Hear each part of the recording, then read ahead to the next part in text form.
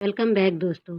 यह कहानी south Korea में हुए एक सच्चे इंसिडेंट पर बेस्ड है जिसने पूरे देश को शोक में डाल दिया और उसी कहानी पर बाद में यह फिल्म बनाई गई जो सच में हैरान करने वाली है। कहानी की शुरुआत में हमें सीनियर अटर्नी को जूनियर अटर्नी का इंटरव्यू लेते हुए दिखाए जाते हैं। वो उन लोगों के सामने एक केस की कहानी बताकर डिसीजन की एबिलिटी देखना चाहते थे। वो कहते हैं, एक लड़की एक शाम अपने घर लौट रही थी तो तभी किसी ने उसे मार दिया। उसके साथ बहुत कुछ गलत हुआ। करीबन 20 से 30 मिनट तक और इसके 38 विटनेस है जिन्होंने यह सब होते हुए देखा, पर तब भी उन्होंने कुछ नहीं किया। तो तुम्हारे अकॉर्डिंग 38 विटनेस क्या गिल्टी हैं क्योंकि उनके सामने यह सब कुछ हुआ था, या फिर वो गिल्टी नहीं है? वहाँ पर सभी मौजूद शख्स कहते हैं कि उन्हें लॉ के अनुसार सजा तो नहीं दी जा सकती, लेकिन रियली में वो गलत है। उनमें से एक अटर्नी मिस्टर ली कहता है, नहीं, वो गिल्टी नहीं है। सीनियर अटर्नी पूछते, तुम्हें ऐसा क्यों लगता है? वह कहता है, क्योंकि उन्होंने मदद ना करने का डिसीजन खुद की सेफ्टी को ध्यान में रखकर किया और आत्मरक्षा एक इंसान का व्यवहार होता है, इसलिए तो पब्लिक इमरजेंसी नंबर बनाए गए हैं। उसके दोस्त उसके साथ ड्रिंक करते वक्त ली पर नाराज हो जाते हैं और कहते हैं, तुम्हारे लिए इंसानियत मैटर नहीं करती और क्या सोशल रिस्पॉन्सिबिलिटी नाम की कोई चीज़ नहीं होती? वह कहता है, मैं तो बस कानून के दायरे में बात कर रहा था, और सभी को उसके अपोजिट बात करता देख ली वहाँ से चला जाता है। इसके ठीक दूसरी तरफ हमें एक घर दिखता है जहाँ दो छोटे भाई बहन रहते थे। बहन का नाम दाविन और भाई का नाम जून था। इनकी मदर की मौत हो गई थी और तब से ये दोनों अकेले हैं। इनके फादर घर पर कम ही रहते थे, तब ये दोनों अक्सर सारा काम खुद ही करते हैं। जून छोटा था तो उसने वो संभालने से पहले ही अपने मदर को खो दिया, इसलिए वो दाविन से पूछता है वो कैसी दिखती थी। दाविन एक अलमारी के ऊपर रखी एक फ़ोटो को निकालती है मदर को याद करने के लिए, लेकिन मदर की फ़ोटो को किसी ने हटा दिया था, इसलिए वो जून को मदर की फ़ोटो नहीं दिखा पाती कि आखिर मदर कैसी दिखती थी। अचानक फादर घर पर आते हैं और उन्हें अपने साथ लेकर एक रेस्टोरेंट में आते हैं। वहाँ पर वह दोनों घबराए हुए थे। तभी वो उनकी नई मदर यानी स्टेप मदर से मिलवाते हैं, जिसका नाम जीसुक था। ये लेडी बहुत ही स्वीटली कहती है कि मैं तुम दोनों का ख्याल रखूंगी, तुम्हें कभी माँ की कमी महसूस नहीं होने दूंगी। लेकिन यह सब बस एक तरीका था उनको श्योर करने का। धीरे धीरे हमें उनका असली चेहरा दिखाया जाता है। जून और दाविन एक रात खाना खा रहे थे और जून को अभी तक चॉपस्टिक यूज करने नहीं आ रही थी। वैसे कुछ बच्चे तो जल्दी सीख जाते हैं, लेकिन कुछ बच्चों के लिए यह बहुत ही मुश्किल होता है और जून बार बार खाना टेबल पर गिरा रहा था। उनकी स्टेप मदर 1-2 दिन उन्हें टॉलरेट कर लेती है क्योंकि अब तक वह इनोसेंट बनने का दिखावा कर रही थी।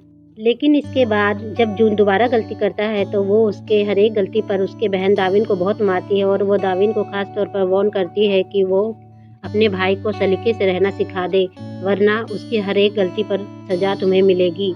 स्कूल में दाविन बहुत पॉपुलर थी और सबसे शैतान लड़के को उस पर क्रश भी था। दाविन डांसिंग और सिंगिंग में बहुत अच्छी थी और टीचर को भी वो टैलेंटेड लगती थी, पर घर पर वो सहम कर रहने लगती है। वहीं हमें मिस्टर ली को दिखाया जाता है। उसके पेरेंट्स की बचपन में ही मौत हो गई थी और तब से उनके सिस्टर ने ही उन्हें पढ़ाया लिखाया और बड़ा किया। वो पढ़ने में बहुत अच्छे थे, लेकिन उसकी जॉब नहीं लगती। पहले तो सिस्टर की शादी नहीं हुई थी, लेकिन अब शादी के बाद उनकी खुद की एक फैमिली है। तब भी ली वहीं रहता है क्योंकि बिना पैसे के वो जाएगा भी कहाँ। घर पर उसकी बहन कहती है, बिना जॉब लिए वापस मत आना। इतनी बेइज्जती सुन ली जाता है चाइल्ड वेलफेयर डिपार्टमेंट में, ताकि अटर्नी की कोई नौकरी मिले या न मिले, यहाँ तो काम मिल ही जाएगा क्योंकि यहाँ पर अक्सर लोग काम को छोड़ देते हैं और पोजीशन खाली रहती है। आज ली का ऑफिस में पहला दिन था, तभी वहाँ दाविन आती है। वह घर पर अपनी मदर की हरकतों से परेशान हो चुकी थी। उसे कोई और जगह मदद के लिए नहीं दिखती, तो वो यहाँ पर आई थी मदद मांगने। चाइल्ड वेलफेयर वाले इस केस को लाइटली लेते हैं क्योंकि उन्हें लगता है अक्सर बच्चे अपनी स्टेप मदर से घुल मिल नहीं पाते, इसलिए वो उनके खिलाफ कंप्लेन करने आते हैं। वहाँ पर दाविन की बातों पर कोई ट्रस्ट नहीं करता सिवाय ली के। उसे थोड़ा बहुत उस पर यकीन था और छोटी बच्ची के लिए यह बहुत कुछ था कि किसी को तो उसकी बातों पर विश्वास है, पर वो जीसू को सिर्फ एडवाइस देकर छोड़ देते हैं। तब जीसू उसको अपना असली चेहरा दिखाती है। वो चाइल्ड वेलफेयर वालों के जाते ही दाविन को बुरी तरह मारती है, यह कहते हुए कि तुम्हारी हिम्मत कैसे हुई मेरे खिलाफ कंप्लेन करने की। यह सीन बहुत ही दिल दहलाने वाला था क्योंकि अक्सर कहा जाता है अगर आपके खिलाफ गलत हो रहा हो तो आवाज़ उठाए, लोगों को पता चलने दो आपके साथ क्या हुआ ताकि लोग आपकी मदद कर सकें। लेकिन क्या हो जब आवाज़ उठाने वाला एक बच्चा हो, उनकी बात को कौन सुनेगा? काम करते हुए एक-एक कलीग दूसरी जगह शिफ्ट हो रहे थे क्योंकि वे ऐसी जगह नहीं काम करना चाहते थे जहां उनकी मेंटल पीस छिन जाए। चाइल्ड वेलफेयर डिपार्टमेंट के पास प्रैक्टिस पावर बिल्कुल नहीं है। ऐसे में वो केवल पेरेंट्स को एडवाइस देते हैं। वो माने ऐसा ज़रूरी भी नहीं है। दूसरी तरफ जून डार्विन से कहता है, मुझे सच में देखना है कि हमारी मदर कैसी दिखती थी। डार्विन उसे वह फ़ोटो दिखाती है जिसमें उसकी मदर की फ़ोटो कटी हुई थी। जून कहता है, क्यों ना हम मिस्टर ली की मदद से, वह तो बहुत अच्छे हैं ना, आपने बताया था। और वो दोनों ली के ऑफिस में जाते हैं और उन्हें बताते हैं कि उनकी मदर की मौत हो गई और वो अपने स्टेप मदर के साथ रहते हैं। उन्हें बस अपनी मदर की तस्वीर देखनी है। लेकिन मिस्टर ली कहते हैं, हम ऑफिसर नहीं हैं कि हम किसी से पूछताछ करें और ना ही हम स्टेप मदर को कुछ कह सकते हैं। वे बच्चे इस पर पूछते हैं, तब आप कौन हो और क्या काम करते हो? ली कहता है, मैं एक अच्छा इंसान हूँ और अच्छा काम करना चाहता हूँ। फिर बाद में ली को उन बच्चों के साथ जाना पड़ता है। उन बच्चों के लिए इस अंधेरी भरी दुनिया में बस वही एक मशाल की रोशनी की तरह थे। वो उसका साथ कैसे छोड़ सकते थे? अब से हर दूसरे दिन वो ली के ऑफिस आने लगते हैं और ली को ना चाहते हुए भी उनके साथ वक्त बिताना पड़ रहा था। वो अपनी मदर वाली फ़ोटो दिखाते हैं और अपने साथ मार्केट में घूमने ले जाते हैं। वो कहता है, ये मार्केट बहुत ही बड़ा है, यहाँ पर तुम्हारे मदर के फ्रेंड्स को ढूंढना बहुत ही मुश्किल है। वो भी फिर उनको खाना खिलाने ले जाता है और जून डार्विन बहुत खुश होते हैं। लेकिन इसके बाद एक दिन मिस्टर ली को सियोल आने का ऑफ़र मिलता है, पर उस दिन भी वो दोनों बच्चे आ गए थे। किसी तरह वो जल्दी से उनसे कहता है, अब तुम घर जाओ, मैं सियोल से आकर तुमसे मिलूंगा। जून नहीं जा रहा था तो मिस्टर ली कहता है, गोरिल्ला सॉफ्ट टॉय तुम्हें पसंद है ना, तो इसे ले जाओ। तब वो मान जाता है और वो डार्विन को कुछ पैसे और अपना कार्ड देकर कहता है, मैं आऊँगा, तब तीनों साथ में बर्गर खाने चलेंगे और तुम्हें ज़रूरत हो तो तुम इस नंबर पर कॉल कर सकते हो। उन दोनों बच्चों को मिस्टर ली बहुत पसंद थे क्योंकि ना सिर्फ उन्होंने उन्हें खाना खाने के लिए पूछा था बल्कि उनकी बातों को भी समझा। इसके बाद हम देखते हैं सियोल पहुंचकर मिस्टर ली एक बड़े लॉ फर्म के ऑनर से मिलते हैं जो खुद भी एक बड़े अटर्नी थे और उन्हें ली का काम बहुत पसंद था, इसलिए वो उन्हें अच्छी सैलरी के साथ सियोल में काम करने का मौका ऑफर करते हैं। ली की मानो दुनिया ही पलट जाती है। जो बहन उसे सुबह शाम सुनाती थी, उसके नज़र में ही सही उसका भाई खुद के पैरों पे खड़ा था और वो सब उसे खुशी खुशी विदा करते हैं। पर रास्ते में उसे डार्विन और जून दिखते हैं तो रेस्टोरेंट के बाहर, क्योंकि वो उनसे मिलने का कहकर चला जाता है। वो दोनों आपस में सोच रहे थे कि मिस्टर ली आखिर में कब वापस आएंगे। काफ़ी दिन होने के बाद भी वो नहीं आता है तो डार्विन कहती है, बड़े लोग ऐसे ही होते हैं, वो अपना वादा कभी पूरा नहीं करते हैं। पर पता नहीं क्यों जून को मिस्टर ली पर पूरा विश्वास था, वो ज़रूर आएंगे। वहीं घर पर मदर को मिस्टर ली का कार्ड मिलता है जो उन्होंने बच्चों को दिया था कि ज़रूरत पड़ने पर वो कॉल करे। स्टेप मदर को लगता है कि वो दोनों उसके अगेंस्ट केस करने वाले हैं तो वो उनको बहुत मारती है और वॉशरूम में बंद कर देती है। और बाद में उनके फादर घर आते हैं जिनके अंदर भी कोई इमोशन नहीं था। अगले दिन हम देखते हैं क्लास में अचानक डार्विन बेहोश हो जाती है क्योंकि उसके कान से खून निकल रहा था।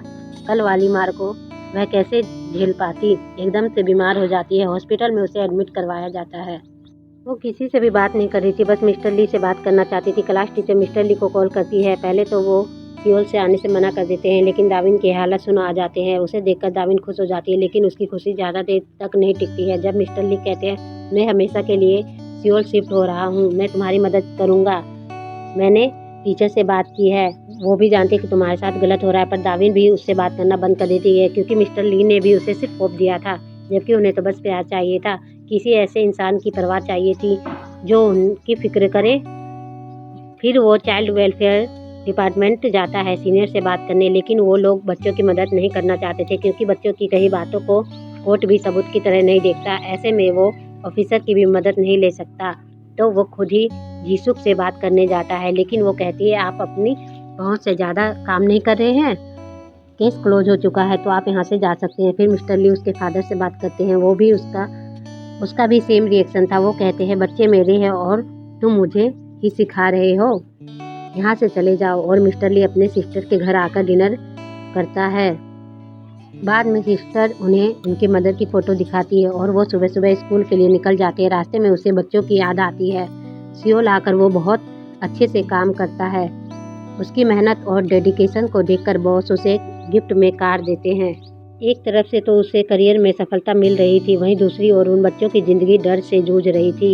एक दिन शाम के समय जून डार्विन से बात कर रहा था। मिस्टर ली आए नहीं अब तक, तो वो कहती है अब वो नहीं आने वाले। फिर जून कहता है ये देखो उनके दिए पैसे अब तक हमारे पास ही है, उन्हें बर्गर खाने के लिए तो आना ही होगा। उन्होंने वादा किया है, मुझे विश्वास है कि वो आएंगे। थोड़ी देर में स्टेप मदर अंदर आ जाती है और जून के हाथ में वो पैसे देख लेती है और उसे लगता है कि ये पैसे उसने चुराए हैं और वो जून को मारकर पैसे छीन लेती है। दाविन अपने भाई पर हाथ उठता देखकर मदर से कहती है मत मारो इसे, लेकिन वो उसकी एक नहीं सुनती और वो दाविन के पास आकर दाविन को कहती है अपने भाई को मारो नहीं तो मैं मारूंगी और तुम ऐसे ही मारना जैसे मैं मारती हूँ। अब से उसके हर एक गलती पर तुम मारोगी। तो वह हल्के से एक स्लैप मारती है, लेकिन स्टेप मदर उसे कहती है जोर से। अगले सीन में वो बहुत उदास और निराश होती है। वह समझ चुकी थी कि बड़े लोग बच्चों पर हमला करते हैं और उन्हें बचाने कोई नहीं आता। वो वहीं पर बेहोश हो जाती है।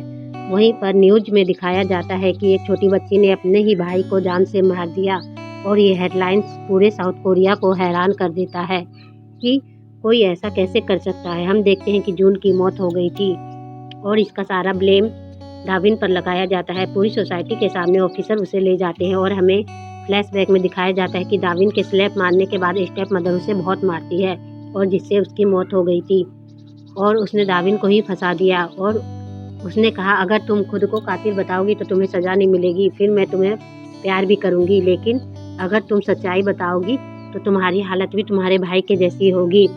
एक 10 साल की बच्ची क्या करती और उसे जुवेनाइल केस में रिहा कर दिया जाता है, लेकिन पूरी सोसाइटी उसे गलत नज़र से देख रही थी, सिवाय कुछ लोगों के जो जानते थे कि डार्विन ऐसा नहीं कर सकती। और स्टेप मदर कुछ दिनों तक डार्विन के प्रति स्वीट रहती है, लेकिन डार्विन अब खुश नहीं रहती क्योंकि उसके भाई के साथ गलत जो हुआ था। उसके गोरिल्ला सॉफ्ट टॉय को भी फेंक दिया जाता है।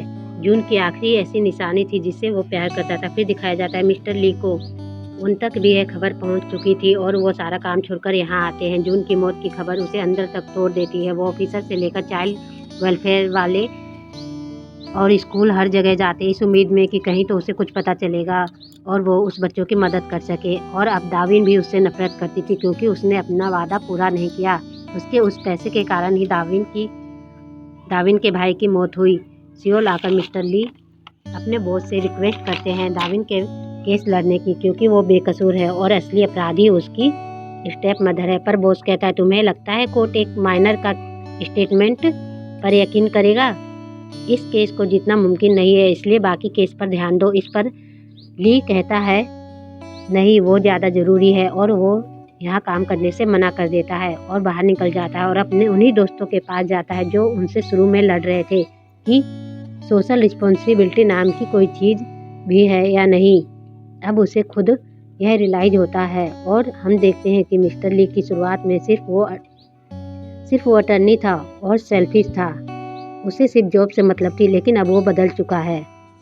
उसके सब दोस्त कहते हैं हमें इसके लिए सबूत इकट्ठे करने होंगे क्योंकि डार्विन उसके पास सुरक्षित नहीं है और ऑलमोस्ट सारे सबूत इकट्ठा कर लेते हैं, लेकिन एक कमी थी, वो हॉस्पिटल रिकॉर्ड नहीं निकाल सकते हैं। और डॉक्टर भी जून की ऑटोप्सी रिपोर्ट देखकर यह बताते हैं कि जून को जैसी चोटें आई थी वो कोई 10 साल की बच्ची नहीं पहुंचा सकती। और वो जीसू के खिलाफ केस करते हैं और जीसू को एक नोटिस आता है। डार्विन की स्टेप मदर घर आकर उसे बहुत मारती है कि तुमने ऐसा करने की कोशिश कैसे की। वो कहती है मेरे पास एक प्लान है। दूसरी तरफ मिस्टर ली अपने कलीग से कहते हैं हमें यह केस जीतना होगा, जिस पर कलीग कहती है क्या डार्विन सबके सामने सच कह सकेगी? वो कहता है मेरे पास एक प्लान है। फिर हम देखते हैं कि डार्विन का स्कूल फ्रेंड जो था उसके साथ वो सॉकर खेलता है, जिसके बहाने वो उसको मदद करने के लिए कन्विंस कर लेता है। उसे कहता है डोर पर हर दिन एक पार्सल रखने के लिए जब स्टेप मदर घर पर ना हो। वह वैसा ही करता है, लेकिन वह एक भी दिन रिप्लाई नहीं देती। एक दिन वह ऐसा करते हुए देख लेती है तो वो सारे पार्सल एक साथ खोलती है। मैं देखती है कि कुछ टॉय के साथ एक लेटर था। उसमें मिस्टर ली ने लिखा था कि डार्विन याद है तुमने कहा था कि तुम मुझ पर इसलिए विश्वास करती हो क्योंकि मैं एक अच्छा इंसान हूँ, लेकिन सच कहूँ तो मैं एक अच्छा इंसान नहीं हूँ। मैं जून को नहीं बचा पाया, लेकिन मैं नहीं चाहता कि तुम्हारे साथ भी सेम हो, इसलिए और तुम्हारे भाई के कातिल खुलेआम घूमे, प्लीज मेरी मदद करो। तभी स्टेप मदर आकर सब कुछ देख लेती है और डार्विन को बहुत मारती है। उसकी आवाज़ें सुनकर वह बच्चा मिस्टर ली को कॉल करता है और मिस्टर ली घर में घुसकर दाविन को बचा लेते हैं और उसे अपने पीठ पर उठाते हैं और उसे बाहर ले जाते हैं। वह अपनी सिस्टर के घर आ जाता है। रात में दाविन का फादर घर के बाहर बहुत शोर कर रहा था। मेरी बेटी को वापस कर दो, मैं ऑफिसर नहीं तो मैं ऑफिसर को बुलाऊंगा। वह कहता है बुलाओ, पता है ना गलती किसकी है। और केस के पहले दिन को दिखाया जाता है कि जीसुक अपने आप को विक्टिम दिखाती है कि उसने अपने बेटे को खोया है। वो कहती है वो सिर्फ डांटती थी ताकि वह अच्छे बच्चे बन सके।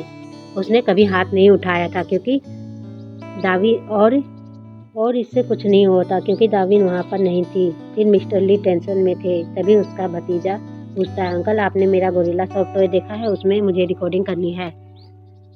वो अपनी बहन से इसके बारे में पूछता है। उसकी बहन बताती है कि सॉफ्ट टॉय के नाक को दबाने से कैमरा ऑन हो जाता है। वह ट्रांस बिन के पास जाता है और उस टॉय को ढूंढने लगता है, लेकिन उसे सुबह से शाम हो जाती है और उस सॉफ्ट टॉय का कोई पता नहीं चलता। उसके हाथ निराशा लगती है। अगले दिन वह दाविन को लेकर कोर्ट में आता है, लेकिन वह कुछ नहीं बोल पाती। जज भी समझती है और कुछ समय के लिए ब्रेक लेती है ताकि दाविन को खुद को बोलने के लिए रेडी कर सके, लेकिन इसके बाद भी वह नहीं बोलती है तो उसे कोर्ट से जाना होगा। मिस्टर ली से मिलने दाविन का दोस्त आता है और उसके हाथ में वही गोरिल्ला सॉफ्ट टॉय होता है। इसके बाद जब सेशन स्टार्ट होता है तो मिस्टर ली कहता है मैं खुद दाविन से बात करूंगा। सामने वाला लॉयर ऑब्जेक्ट करता है, लेकिन यहाँ जज अलाउ कर देती है और यहाँ पर दाविन सारी बातें एक एक करके मिस्टर ली को कह देती है। वह कहती मैंने जून को मारा था। सब शौक में हो जाते हैं कि दाविन ने जून को मारा था। तभी वो कहती है कि मदर के कहने पर मैंने उसे मारा था और बाद में मदर ने उसे बहुत मारा जिसे वो झेल नहीं पाया और हमारी रियल मदर को याद करते हुए उसकी मौत हो गई। सामने वाला लॉयर ऑब्जेक्ट करता है कि इसका कोई ठोस सबूत नहीं है। तभी मिस्टर ली की लॉयर कहती है कि सॉफ्ट टॉय के अंदर एक कैमरा है और हम देखते हैं कि इस कैमरे में सब कुछ रिकॉर्ड हो चुका था। जीसुक के मारने का सीन सब देखते हैं और सबकी आत्मा हिल जाती है और जज ये देखकर जीसुक को सजा सुनाती है। और इसके बाद मिस्टर ली दाविन को उसकी मदर का फोटो लाकर देता है और वो दोनों उसी ब्रिज पर खड़े होकर कागज का प्लेन उड़ाते हैं जहाँ पर अक्सर वो जून के साथ आती थी। और यहाँ कहानी समाप्त हो जाती है। उम्मीद करती हूँ कि आपको ये कहानी पसंद आई होगी और हाँ तो वीडियो को लाइक कर दे, चैनल को सब्सक्राइब कर दे। Thank you for watching.